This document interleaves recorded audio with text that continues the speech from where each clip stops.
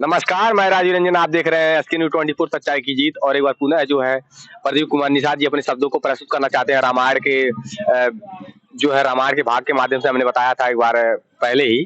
और आइए उनसे हम सुनते हैं जी। नमस्कार, सभी देखने वाले को भी हमारा नमस्ते, प्रणाम।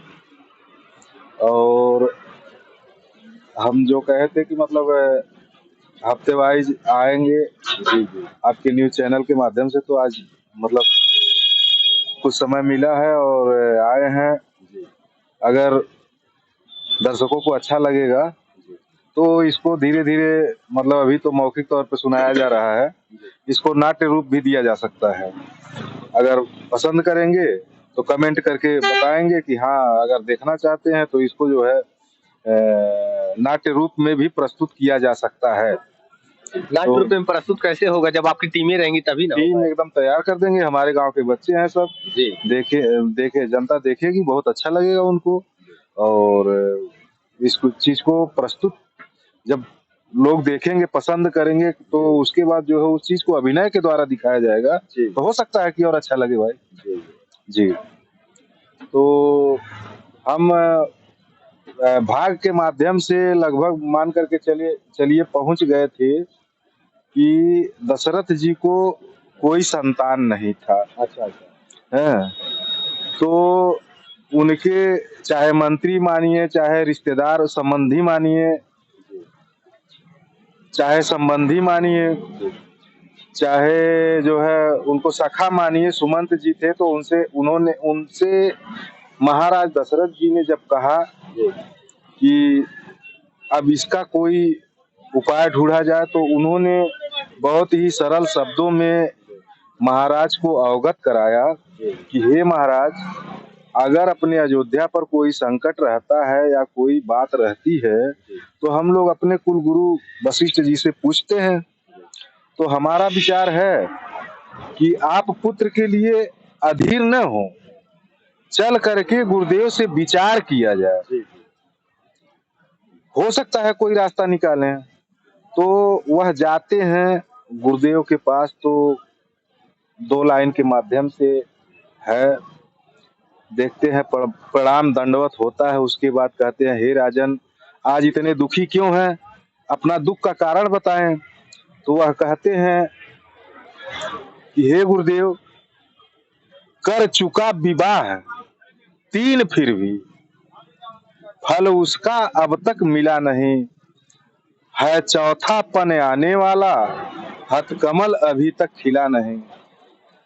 हे गुरुदेव, मतलब अभी तक इस चक्रवर्ती महाराज दशरथ का क्या मतलब होगा, जब इस सूर्य के उदय से अस्त तक जहां तक मतलब है वहां तक मेरा राज है, और उस अयोध्या में कोई संतान नहीं है।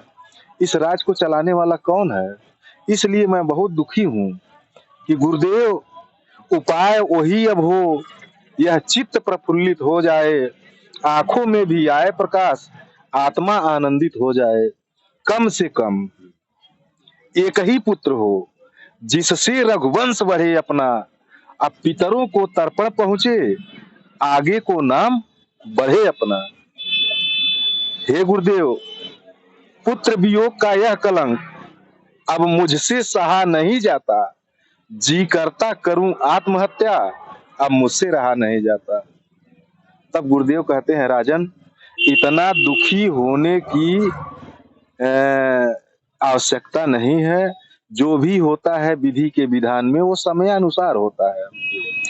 आप निश्चिंत रहें, आपको 4 पुत्र होंगे, आप भगवान पर भरोसा रखिए।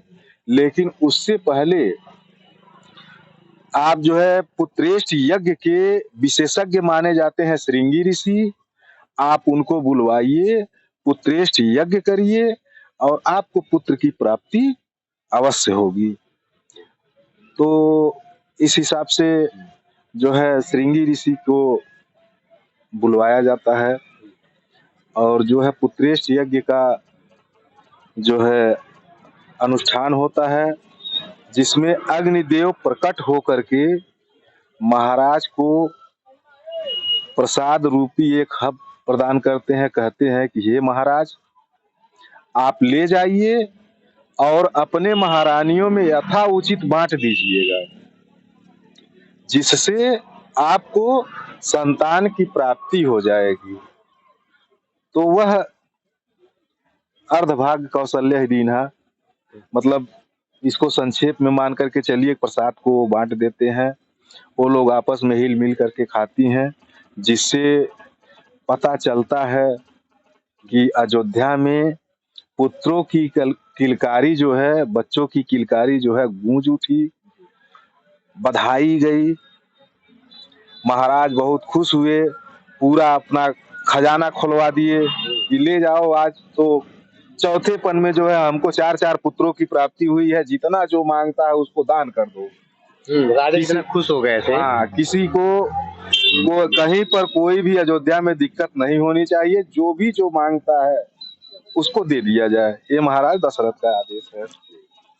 उसके बाद धीरे धीरे चूड़ा कड़र होता है, बच्चे धीरे धीरे छोटे से बड़े होने लगते हैं।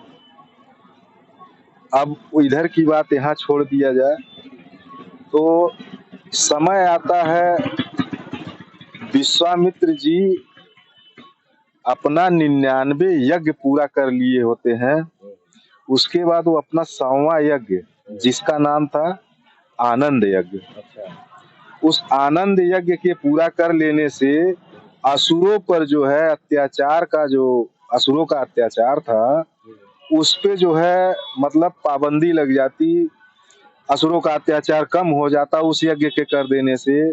तो उसी को करना चाह रहे थे। तो उस समय रावण, बाणासुर, मारी, सुबाहु ऐसे बहुत बड़े बड़े वीर राजा योद्धा थे जो उनके यज्ञ को होने नहीं देते थे।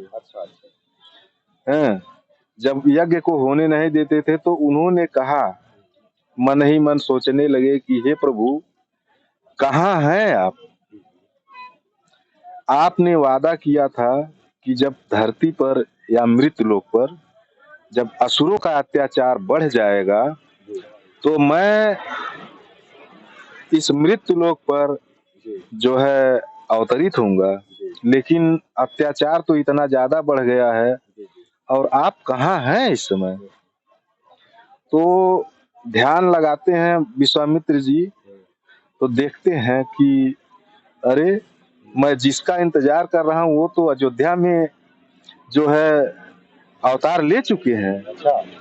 तो अब क्यों न हम चल करके अयोध्या के महाराज दशरथ से भिक्षा मांगेंगे कि आप हमको अपने 2 पुत्र को दे दीजिए, जिससे मैं यज्ञ को पूरा कर लूं और फिर सकुशल ला करके आपको लौटा दूंगा।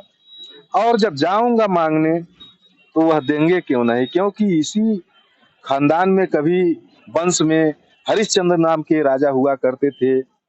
मैं उनसे भी जो भी मांगा मिला और वह अपने सत्य के लिए मरघट तक का बास ले लिए थे।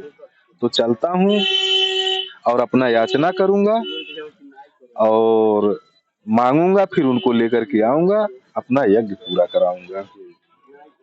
तो वहां से जो है आते हैं अयोध्या में, महाराज दशरथ जी के पास पहुंचते हैं तो महाराज दशरथ कहते हैं कि हे मुनिवर, अहो भाग्य हमारे जो आप पधारे।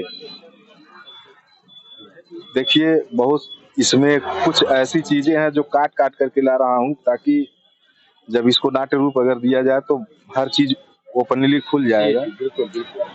लेकिन तो दशरथ जी कहते हैं, अहो भाग्य हमारे जो आप पधारे,